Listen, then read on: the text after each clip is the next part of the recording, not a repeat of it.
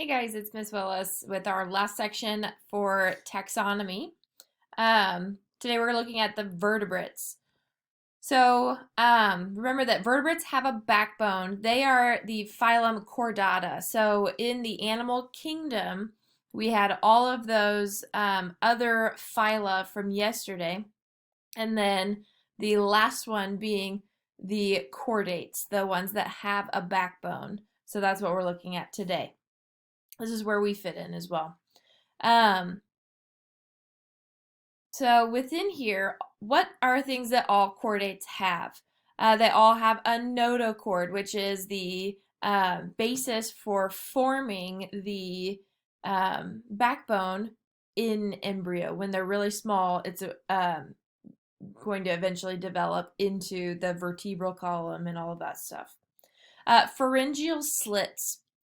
In us, pharyngeal slits eventually become our throat and ears. In a fish, they eventually become their gills. So even though they develop into different stuff, this is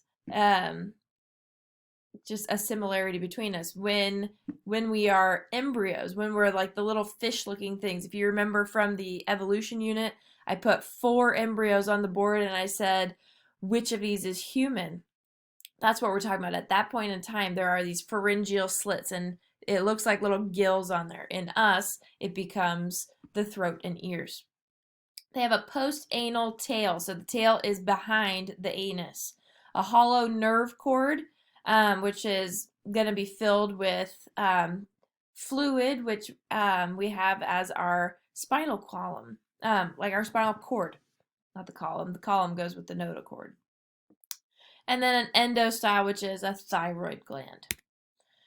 So for our first class, we have chondrichthyes, which are our cartilaginous fish. So when you think of, it's like, oh my gosh, shark were fish. They're cartilaginous fish. They're a different group than when you look at like your what we would call regular fish. So sharks, skates, and stingrays. If you look up skates versus stingrays, they're actually quite similar to each other. But they have a flexible skeleton made of cartilage. This is part of why we don't actually have a lot of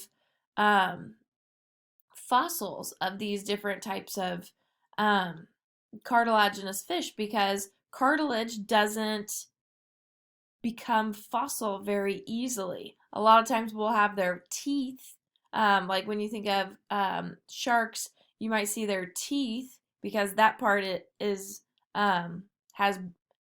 calcium deposits for the teeth, but for the most part, we don't really see a lot of fossils for sharks or stingrays either.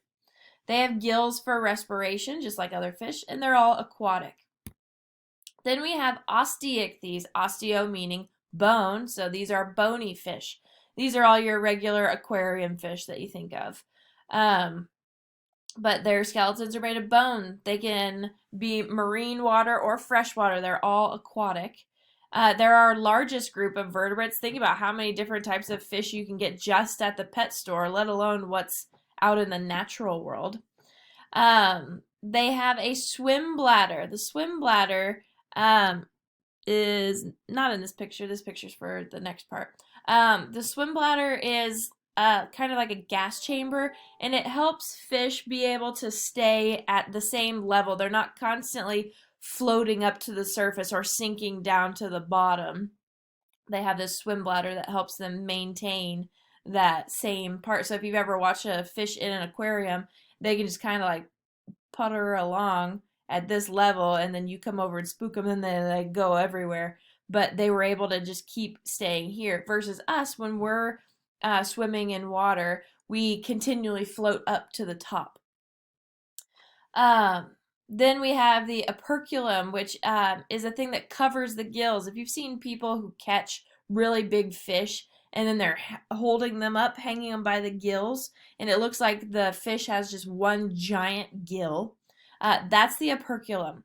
And so it's not actually one single gill. We see under here all these waves of muscles. There's a bunch of gills under there, but then there's this covering. That's the operculum, and that is special to osteichthyes versus your chondrichthyes. Chondra meaning cartilage, osteo meaning bone. Oh, come on. Here we go. Then we've got our amphibians, our pretty little frogs, newts. Sicilians are your, not like people from Sicily, but in this case, it's like a snake version of an amphibian. But they can live in the water and on land. They reproduce in water, though. They lay eggs that don't have shells. It actually looks like this big, long slime screen coming out of the female, and then the male's sperm is just released into the water, and hopefully it fertilizes the eggs. Hopefully it hits all of that. And then they have metamorphosis, so they go from being the tadpole into the frog-looking tadpole into the frog. They have that change throughout their life. And then when they are on land, they're like when they become the adult, they have lungs. So they can breathe in water, they can also breathe on land. In the breathing in water, it actually happens through their skin. The ones that live on land are tetrapods. They have the 4 limbs, and they have a very moist skin. They can't live too far away from water. They do need to maintain moisture in their skin. But amphibia means both life, and so meaning that they live in the water and on land. The reptiles. So we've got, can I move myself out of the corner over here? So,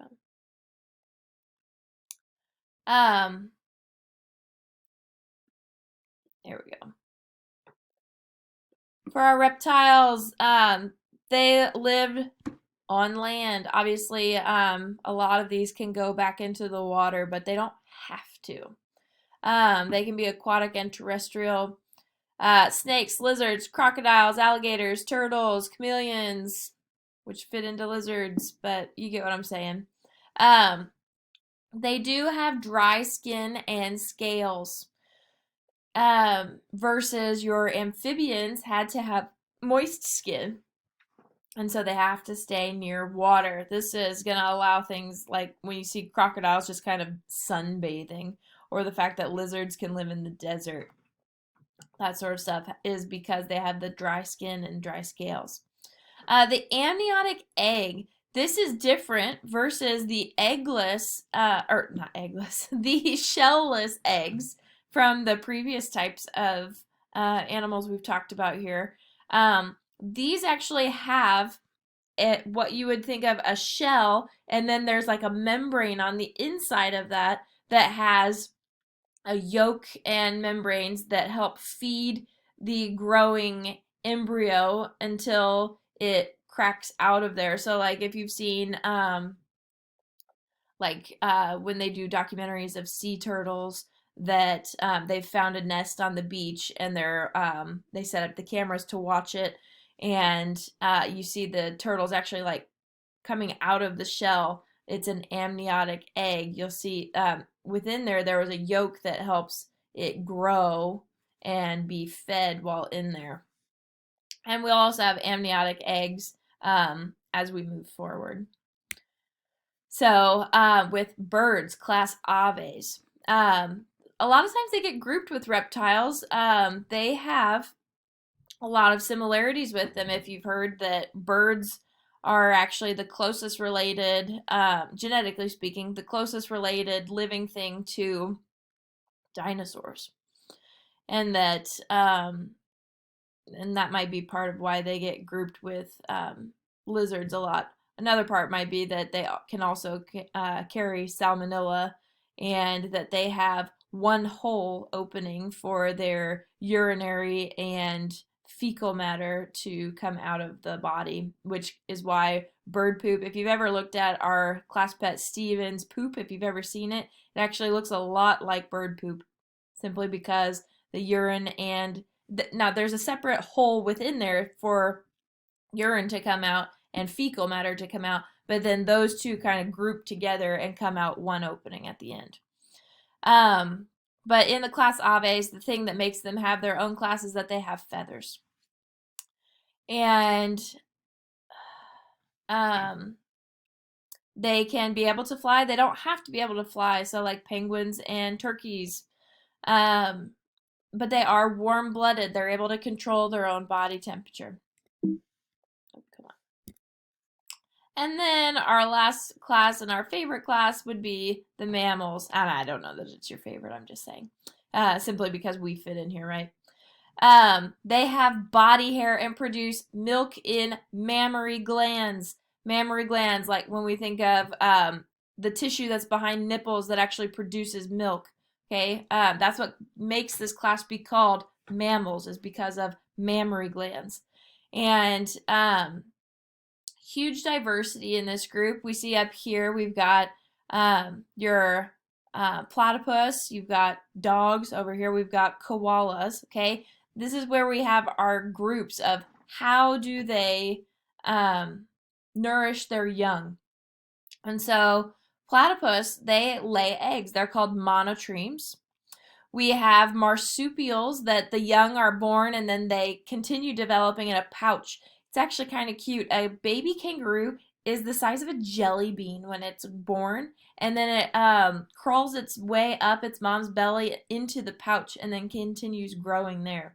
But I've always been curious, like, if she knows that it has happened already.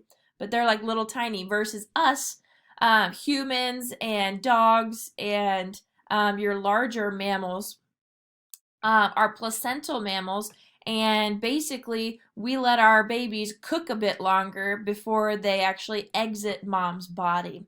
And so the placenta on the inside, which is the part where the umbilical cord attaches inside to mom, that's the part where the walls actually meet, is the placenta. The umbilical cord comes off of the placenta. But we end up having them in our bodies longer, and then they when they come out they're more fully cooked than monotremes or marsupials.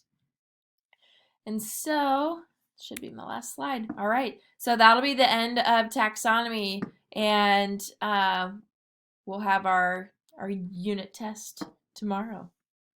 See you next time.